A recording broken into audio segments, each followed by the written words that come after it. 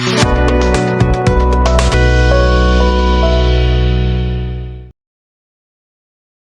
Dr. KL Lobor kepada ke Project Director jangka Meghalaya AIDS Control Society Shillong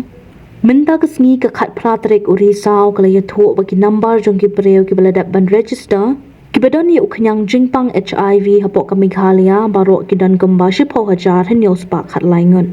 habai yade berkani ke banta ke jingtmu ke baningkong ke long ban ai ki awareness program haman la ki jaga khnang bagi breu ki la bantem la ki don ni em ya uknyang jingpang HIV haki bat sakwe ru bakin dok ban nuat ban wan shkman ban le ikita se uni uknyang jingpang HIV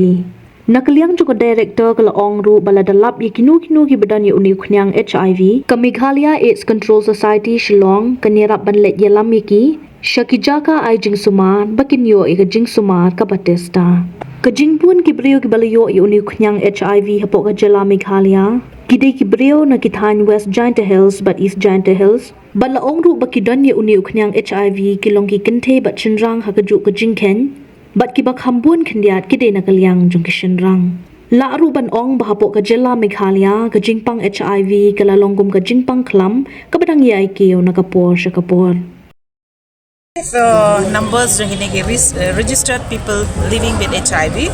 till today it is 10,713 registered yesterday people living with HIV kane ka like cumulative number till now till September I mean pastang hikan nado pastang kong kane ka awareness program namar ba kin tip yesterday ya ka status dagi nang ta bakin come forward bagin test iki nang tan relatas in case bagi long positive bagin registered iki bagin link iki sya gitu gi treatment center KRT center so that bagin shimmi gi dawai but kini gi dawai ki hapandi like the whole life ki hapandi regularly kanang bagin ga virus lo jengki kanang suppress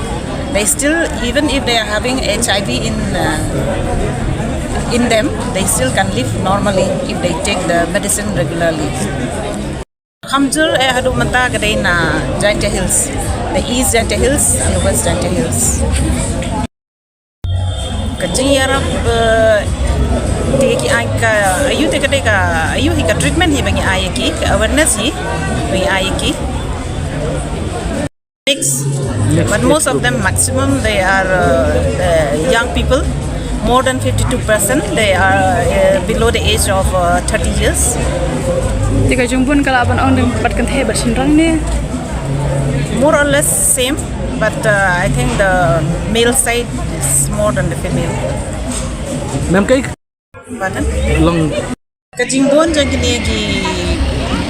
people living with HIV kadai ke Banengkong kadai bamenta bangi enhancing and testing ka awareness ka Banengkong kata namar kibreu menta ke along aware nang tu padek lasong tu they come forward for testing reporting then some of them also like willing to treatment kadai kata ka number 1 nang ta ka number 2 padek kadai ka rampant casual sexual activity especially among the young people less than 30 years and another point is that because of the migratory population people are coming the laborer from outside the state that is the most important kini ka kajengki ka kiubet now kini ka state jongi ka Meghalaya ka lalong epidemic kini ka HIV as of now kalau epidemic 4 dan kata banginaw bangila ban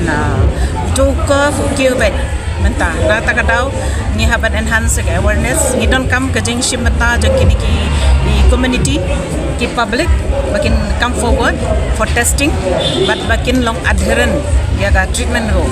nang bangila ban suppress ya ketika viral load ka dan ka met jeng ki nang ba kin im ka jeng im ka balong normal kum ki we pat ki